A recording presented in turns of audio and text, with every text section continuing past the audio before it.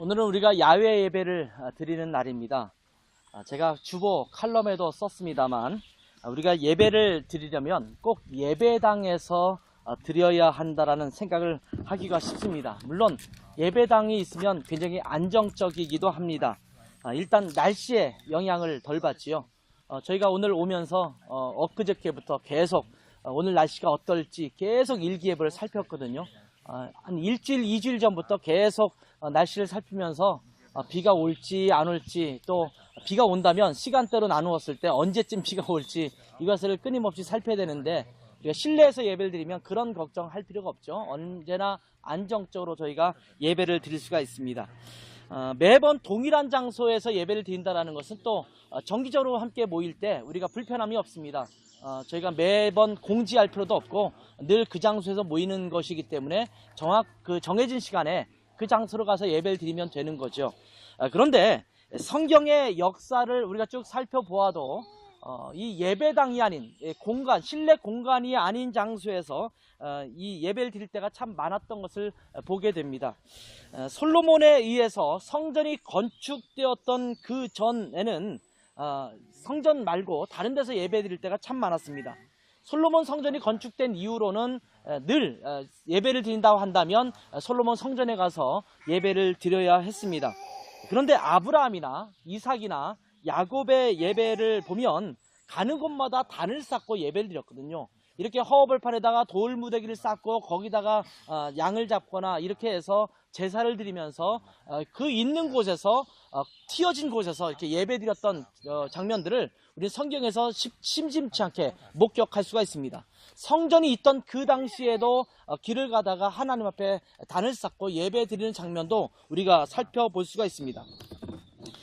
초대 교회 때에는 성도에 집중해서 가장 넓은 집을 빌려서 예배 드렸던 경우가 참 많습니다.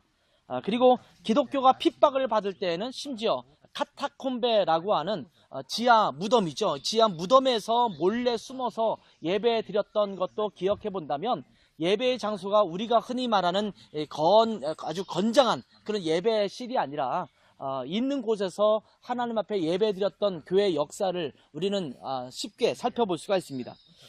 예수님께서 제자들에게 말씀을 행하셨을 때에도, 회당에서 예수님께서 말씀하셨을 때도 있었습니다만, 거리에서 또는 회당 밖에서 마당에서 또는 이 들판에서 앉아서 말씀을 전했을 때도 참 많았던 것을 우리가 보게 됩니다.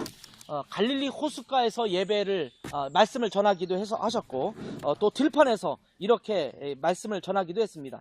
그렇기 때문에 어쩌면 이렇게 한번 야외에서 예배를 드리는 것도 예수님 시대에 어떻게 말씀을 전하셨을까를 생각해보는 좋은 방법 중에 하나가 아닌가라는 생각도 해보게 됩니다.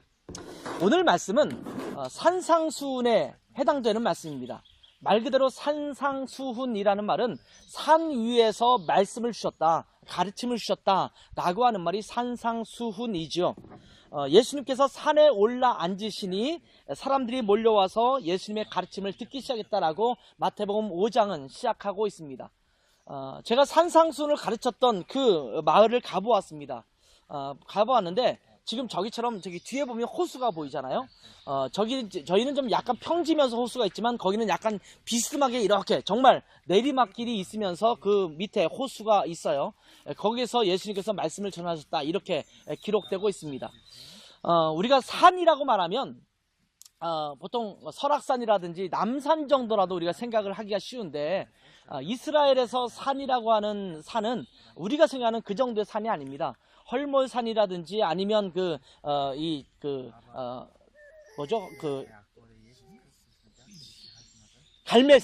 갈매산이라든지 이런 산들이 있을 때는 그 산을 올라가면 굉장히 높은 산이에요.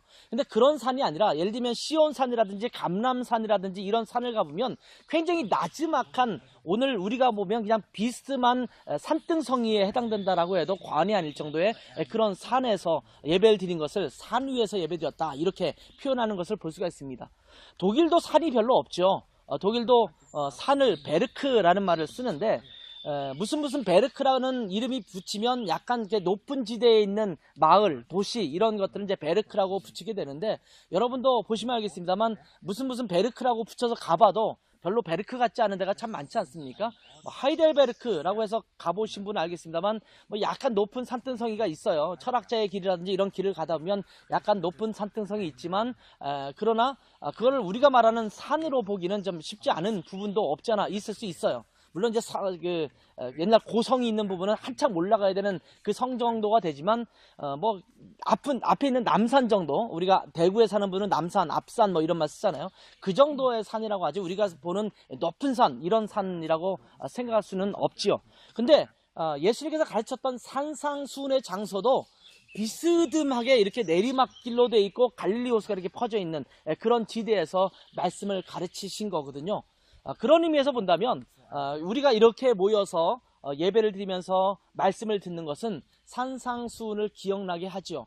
그래서 오늘은 어떤 말씀을 전할까 하다가 산상수훈의 말씀 중에서 어떤 말씀을 자연과 어우러서 말씀을 전하면 좋을까 생각하다가 오늘의 본문을 함께 살펴보게 되었습니다. 오늘 본문을 보면 예수님께서 이 자연 속에서 말씀을 전하다 보니까 자연스럽게 이 자연과 해당되는 관련되는 말씀을 전할 때가 참 많은데, 오늘 말씀도 자연스럽게 자연과 관련된 예를 들어서 설명해 주고 있습니다. 오늘의 말씀은 염려하지 말라라는 말씀입니다. 우리가 살아가면서 참 염려를 많이 하게 되지요. 시험에 대한 걱정, 입학에 대한 걱정, 취직에 대한 걱정, 또는 데이트에 대해서, 결혼에 대해서, 물질에 대해서, 미래에 대해서, 또 질병에 대해서, 또 자녀 교육에 대해서 우리는 수많은 걱정을 하면서 살아갑니다. 오늘날은 얼마나 많은 질병이 있는지 몰라요. 그러니까 혹시나 내가 어떤 질병에 걸리지는 않을까라고 하는 두려움들이 아마 현대인들에게 많이 있는 것 같습니다. 근데 성경은 이렇게 염려 가운데 살아가는 우리들에게 염려하지 말라 이렇게 말씀하고 있습니다. 성경에 굉장히 많이 염려하지 말라는 말씀을 하고 있습니다만, 오늘 본문에서는 이 만물의 자연을 보면서 우리에게 염려하지 말라 이렇게 말씀하고 있습니다. 예수님께서는 만물을 보시면서 하나님께서는 이 세상 모든 만물들이 조화롭게 살아가도록 하셨다 이렇게 말씀해 주시고 있습니다. 자, 하늘을 한번 볼까요? 제가 여러분 찬양을 부를 때, 성가대가 찬양을 부를 때 제가 이렇게 동영상으로 찍었어요. 살짝 동영상으로 찍으면서 이렇게 멋있게 하늘도 한번 이렇게 비치고 이 바람이 살랑거리는 저 나뭇잎도 한번 비춰보고 이렇게 비치면서 동영상을 한번 찍어보았습니다. 참 아름다워라 주님의 세계는 이 노래를 들으면서, 찬양을 들으면서 이 자연을 함께 어우러져서 보면서 들으니까 정말 그 찬양의 의미가 되살아나는 것 같은 느낌을 가졌습니다. 새들이 있죠. 지금 여러분 끊임없이 옆에서 속삭이고 있는, 쥐저기고 있는 새소리가 들리게 됩니다. 아마 여러분 이 땅바닥을 쳐다보거나 주변에 있는 옆에 있는 곳을 보면 지금 저 나비부터 시작해서 날아다니는 곤충들이 굉장히 많고 기어다니는 곤충들이 굉장히 많이 있습니다. 또한 나무들이 있고 또 꽃들이 있습니다. 물론 이 안에서는 치열한 전쟁이 있을 수 있어요. 서로 잡아먹고 잡아먹히고, 나무가 크게 자라는 거 있으면 그 밑에 있는 나무는 그 햇빛을 못 받거나 영양분을 못 받아서 죽어가는 그런 경우도 있을 것입니다. 그러나 이 모든 것들은 자연에 순화하면서 살아가고 있습니다. 곤충의 세계 속에서도, 동물의 세계 속에서도, 또 식물의 세계 속에서도 치열한 경쟁은 있을 수 있습니다만, 그럼에도 불구하고 서로 조화를 이루면서 살아가는 것이 자연입니다. 그렇기 때문에 자연은 우리에게 하나님께서 주신 교과서라고 말할 수가 있습니다. 이러한 자연을 통해서 우리가 얻을 수 있는 교훈들이 참 많습니다. 자연은 우리에게 많은 것들을 가르쳐 줍니다. 우리나라의 말에 자연이라는 말을 여러분 아십니까? 자연이란 말이 무슨 말입니까? 스스로 자자에다가 그러하다의 연자입니다. 그럴연이라고 말을 하죠. 스스로 그러하다, 스스로 그렇게 만들어졌다 라고 하는 말을 갖고 있는 것이 자연이라는 것입니다. 사람이 인위적으로 만든 것이 아니라 그냥 하나님이 만드신 그대로 이루어져 가는 상태, 이런 것들을 자연이라고 이야기를 합니다. 그래서 우리가 뭘 얘기할 때 자연스럽게 얘기해 라고 말하는 것은 평상시처럼 꾸미지 않고 얘기하는 것을 자연스럽게 얘기한다 이렇게 말하잖아요. 내가 뭔가 꾸며서 인위적으로 뭔가를 하는 것들은 우리가 자연스럽지 못하다 이렇게 이야기하지 않습니까? 우리가 영어에 nature라는 단어, 또는 독일어에는 나투어라는 단어를 쓰게 되죠. 이 자연이라는 말을 쓰게 되는데 이 단어는 전부 라틴어에서 나오는 말입니다. 라틴어 어원을 갖고 있는데 네이처 또는 나투어라는 단어는 나투라라고 하는 라틴어에서 어원을 갖고 있습니다. 근데 이 나투라라는 라틴어의 어원은 뭐냐면 그 뜻은 뭐냐면 나아진 것입니다. 나아진 것, 태어난 것, 만들어진 것이 아니라 스스로 생겨난 것을 이야기하는 겁니다. 처음 태어난 그대로의 모습, 이것을 갖고 있을 때 나투라라는 말을 쓰는 거예요. 그것이 자연이고 네이처이고 그것이 나투어라고 하는 것입니다. 사람이 손대지 않은 것, 그 모습 그대로 하나님의 창조한 그대로의 질서 가운데 자연스럽게 흘러가고 있는 상태를 네이처, 나투어 또는 나투라라고 이야기를 하는 것입니다. 인위적으로 무엇인가 가해져서 생긴 현상이 아니라 자연 그대로의 현상이나 모습을 보면 하나님께서 이 세상을 원래 어떤 모습으로 만드셨는지를 우리는 볼 수가 있게 되고 이 모습에서 우리는 하나님의 뜻을 알 수 있게 됩니다. 그래서 자연을 연구하면 하나님의 뜻이 무엇인지도 잘 알 수 있게 되는 것입니다. 그러니 이 자연은 하나님이 우리에게 보여주시는 교과서라고 할 수가 있습니다. 자연을 잘 살필 필요가 있어요. 자연이 왜 이런 현상을 보이고 있는가? 이것을 보면 하나님께서 이 시대를 향해서 무엇을 말씀하시는가를 볼 수 있다라는 생각이 듭니다. 그렇기 때문에 자연에서 얻는 창조 질서에서 우리는 하나님의 뜻을 배울 수가 있습니다. 자연을 우리가 잘 들여다보면서 원래 우리 인간에게 주신 하나님의 뜻이 무엇인지 알 수 있다는 겁니다. 이 자연을 보면 하나님께서 우리에게 주신 창조 질서를 우리가 들여다볼 수가 있습니다. 창조 질서라는 말이 무엇입니까? 이 창조 질서라는 말은 이 세상이 자연적으로 순환해서 돌아가고 있는 원리를 의미하는 것입니다.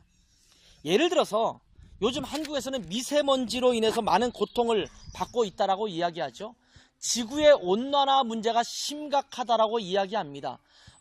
지금 한국은 뭐 아열대 지방처럼 기후가 바뀌고 있다라고 해요. 그런데 독일은 점점 지나면서 한국의 여름을 닮아가고 있는 것 같은 느낌을 가져요. 옛날에는 습도가 별로 없었는데 요즘은 점점 습도가 많아지면서 독일의 여름이 왜 이러지? 뭐 이런 생각을 갖게 되는 거죠. 지구 온난화 때문에 나타나는 현상이라고 이야기를 합니다. 이러한 문제들 때문에 인간들은 심각한 고민을 또 고통을 겪습니다. 지구의 사막화가 심각해진다라고 얘기하죠. 지구의 사막으로 바뀌고 있는 지역이 점점 많아지고 있다는 겁니다. 그것 때문에 세상이 점점 메말라 가고 있다는 겁니다.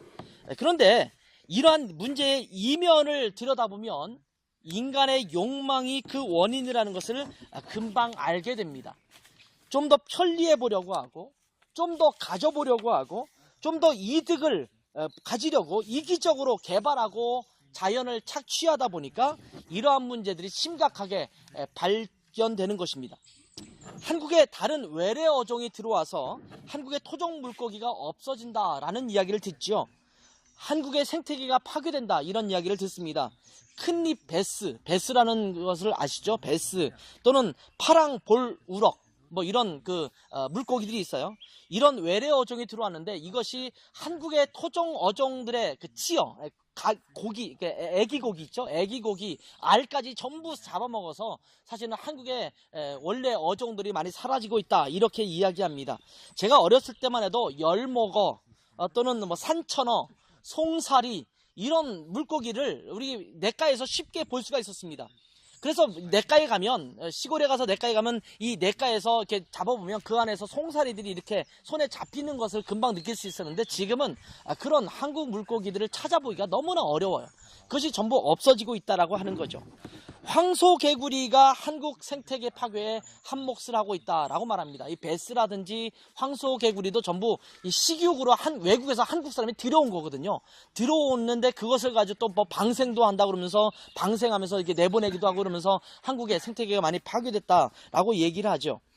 이런 생태계 파괴로 인해서 한국의 풍뎅이 또 뭐 말똥구리, 사슴벌레 뭐 여러분 어렸을 때 그런 거 많이 보고 자라는지 모르겠어요. 저 어렸을 때는 그런 게 정말 지천에 있었거든요. 서울에서도 그런 것들을 쉽게 볼 수가 있었는데 지금은 그런 곤충을 찾아보기가 어려운 환경이 되었습니다.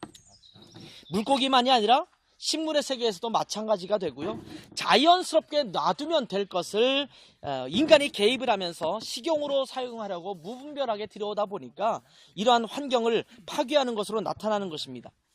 자연은 자연스러운 현상들을 통해서 스스로 정화하면서 균형감을 갖추어 간다고 말합니다.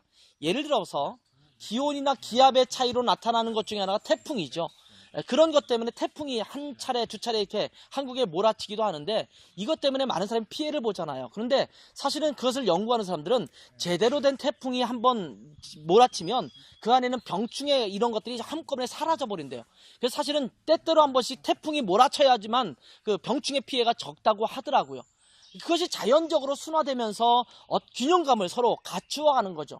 근데 이 인간의 잘못으로 말미암아 나타나는 이 온난화 현상 이런 것 때문에 나타난 재해 현상들은 그런 어떤 자연의 순화나 균형감을 맞추는 것이 아니라 오히려 그것을 깨트려 버리는 그런 현상을 갖고 있다라고 말하는 겁니다. 이집트에서는 나일강이 주기적으로 범람한다고 그러죠. 이 범람하는 것 때문에 사실은 그 땅이 옥토로 바뀌어서 농사를 잘 지을 수 있다고 합니다. 이 범람이 일어나지 않으면 옥토가 되지 않아서 황폐하게 된다라는 거예요. 그러니까 홍수가 나는 것처럼 느껴지지만 그것이 오히려 균형감을 가져주는 그런 중요한 요소로 작용한다라는 것입니다. 자연은 스스로 치유하고 스스로 균형감을 잡아가고 있다는 겁니다. 제가 왜 이런 얘기를 하냐면 자연을 바라보면 그 원리들을 바라보면 하나님이 이 땅을 어떻게 이끌어가고 있는지 그 원리가 무엇인지를 우리는 알 수 있다는 겁니다. 인간의 욕망은 인간의 스스로를 파괴합니다. 스스로의 욕심을 버리고 하나님께서 만드신 창조 질서를 회복할 때 세상은 제대로 유지되어 가는 것입니다. 제가 사실은 이거를 말할까 말까 하다가 여기 원고에는 없지만 말하는 거지만 동성애 같은 것도 마찬가지잖아요. 동성애를 짓는 사람들이 죄를 짓는 것에 대해서 우리가 그 사람을 멸시하고 그 사람을 멀리하고 그 사람에 대해서 뭐 이렇게 무시하거나 소외시켜서는 안 되죠. 다른 죄를 짓는 사람들에게도 마찬가지잖아요. 그들을 불쌍히 여기고 그들을 품어주고 그들이 회복되도록 도와주는 것을 우리가 해야 될 일이죠. 그러나 그럼에도 불구하고 성경은 동성애가 죄라고 얘기합니다. 왜냐하면 창조 질서를 깨고 있기 때문입니다. 그것은 우리의 창조 질서를 완전히 깨트리는 거예요. 남녀가 결혼을 하고 그것을 통해서 자녀가 생산이 되고 그것 때문에 사람들이 이렇게 살아갈 수 있어야 되는데 그런 것들을 깨트리는 것이 그 균형을 깨트리는 것이 동성애거든요. 그런 것이 창조 질서에 맞지 않는다라는 것입니다. 그렇기 때문에 우리가 이러한 창조 질서를 스스로 갖는 것 우리가 이 땅에서 예쁜 꽃을 피우기 위해서 또한 농사를 짓거나 또한 그렇지 않고 새들이 먹이를 먹고 꽃들이 그렇게 아름답게 자라는 것을 보면서 자연 스스로가 우리에게 주는 것들이 있음을 우리는 기억해야 될 것입니다. 이러한 창조 질서 이것 안에서 우리는 하나님의 뜻을 배울 수가 있어야 합니다. 그렇다면 우리가 이 땅을 살아가면서 이 세상을 창조하신 하나님의 말씀을 온전하게 따라가는 것 이 땅에서 가장 온전하게 살아가는 모습 이것이 무엇이냐면 창조를 해주신 하나님의 뜻대로 이 땅을 살아가는 우리의 모습이야말로 이것이 창조 질서에 합당한 삶이라는 것입니다. 창조주 하나님 이 땅을 만드신 하나님 그 하나님께서 우리에게 매뉴얼을 주셨어요. 그 매뉴얼이 뭐냐면 이 하나님의 말씀입니다. 이 하나님의 말씀대로 살아가는 것이 이 땅을 창조하신 하나님의 창조 질서 안에 이 자연 만물을 통해서 우리 가운데 베풀어 주신 그 원리 안에 살아가는 하나님의 뜻이라고 말씀하고 있는 겁니다. 그런 의미에서 오늘 본문 말씀 중에서 6장 33절의 말씀은 매우 중요한 말씀이라는 생각이 듭니다. 그러므로 너희는 먼저 그의 나라와 그의 의를 구하라. 그리하면 이 모든 것을 너에게 더해 주실 것이다. 이렇게 말씀하고 있습니다. 마치 꽃들이 새들이 걱정하거나 근심하지 않으면서도 그렇게 먹고 살고 있듯이 생태계가 균형감을 유지하고 살고 있듯이 우리가 먼저 하나님의 창조 질서 안에 우리 가운데 주신 이 하나님의 말씀을 먼저 순종하고 따라 살아간다고 한다면 우리가 걱정할 필요 없이 하나님께서 우리의 모든 삶을 책임지신다라고 말씀하고 있는 것입니다. 이 세상을 아름답게 살아가고 아름답게 만들어갈 수 있는 원칙은 무엇이냐? 바로 하나님의 말씀, 하나님을 우선순위로 두고 살아가는 것, 이것이 바로 이 세상을 아름답게 만들어가는 것입니다. 하나님의 섭리와 순리에 따라 살아가는 것, 하나님의 뜻에 따라 살아가는 것이 바로 그러한 삶입니다. 그것이 하나님의 말씀대로 살아가는 것입니다. 그것이 바로 하나님의 창조 질서 안에 살아가는 것입니다. 예수님께서는 이런 자연에 나와서 말씀하시면서 이 자연을 봐라. 이 자연의 만물의 창조 질서를 봐라. 너희가 하나님, 창조주 하나님을 먼저 따르고 그분을 순종한다면 마치 새들처럼 이 땅에 있는 식물과 꽃들처럼 너희가 조화롭고 아름다운 삶을 살게 될 것이다 라고 말씀하고 있는 겁니다. 그렇기 때문에 염려하지 말고 하나님의 말씀에 순종하고 하나님을 따라 살아가는 것이 무엇보다도 우선이라고 말씀하고 있는 겁니다. 오늘 자연에서 예배드리면서 여러분이 자연을 좀 한번 보셨으면 좋겠어요.